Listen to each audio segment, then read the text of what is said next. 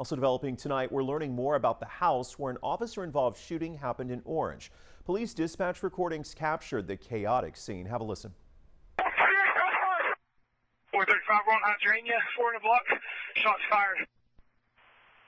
Got a black male with a long rifle.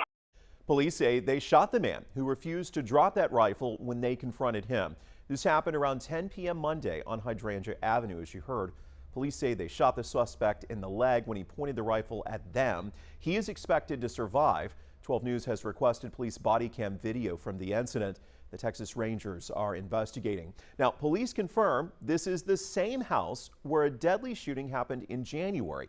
Police then say a 13-year-old shot and killed 18-year-old Demetrius Broad inside of the home.